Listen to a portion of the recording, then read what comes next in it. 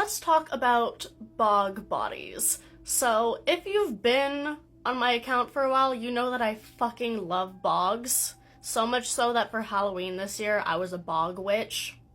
Me and my friend Grace, everybody say hi, Grace. So bogs are this specific biome. They are a form of wetland, and they can be found in multiple places. They're some of the most biodiverse biomes in the world, and they are rapidly disappearing due to things like industrialization and climate change. Now, peat bogs specifically are where one would find or perhaps create a bog body.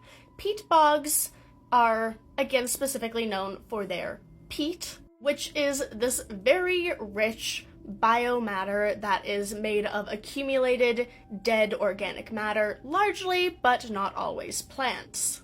This peat is very rich, very fertile, and is part of the reason why these bogs are so biodiverse and biologically successful. Now, bog bodies are found in peat bogs for a variety of reasons, mainly because of the very specific conditions that are required in order to make a bog body. Now, I am going to show one of the less kind of gruesome ones, but again, if you are not wanting to see a bog body at all, now would be the time to scroll away. This is the Tallen Man, a bog body found in Denmark from around the 4th century BC, and he is one of the best preserved as well as the most famous bog bodies. Now, the bog bodies are formed when somebody dies in a bog and then becomes submerged in the bog water.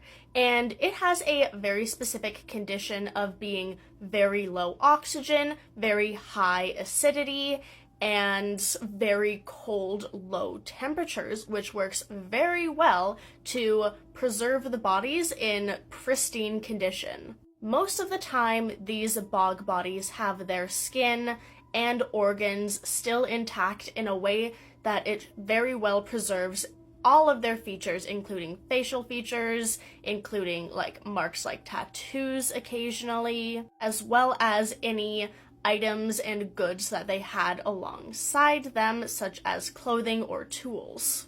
The natural conditions of these bogs essentially just mummify these bodies pretty much as they were when they died. And now, occasionally, these deaths were rather violent, from battles or even human sacrifice, which is wonderful.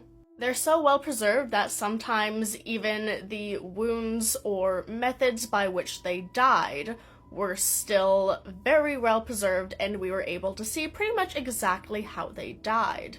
Now, there are multiple types of bogs, and different types of bogs preserve the body differently. Some are better at preserving hard tissue like skeletons and teeth, while others are very good at preserving soft tissue like skin and organs, such as seen in the Tallen Man. And bogs are found quite widespread through many places. Most of the most well-known bog bodies were found in Europe, in the UK, in Sweden, in Denmark, all that. But there are still bogs and swamps in similar areas in places like the Americas. Also, sometimes there's butter. Sometimes there's bog butter, which apparently is edible still. So there's also that. That's a thing. These bog bodies are very good at helping archaeologists study people of that time period, their cultural practices, their material objects, even things like health of the person. And if you want a longer deep dive video, Milo Rossi or Mini Minuteman made a very good informative video on these bog bodies, which I can link in the comments. But bogs in general are just fascinating as a biome, and it is tragic and also very bad for the overall planet that they are disappearing at such a high rate, because they're very important ecologically for many, many reasons. I've talked extensively about how important bogs are before, but basically save the wetlands. And if I die, I want my corpse to be turned into a bog body, please.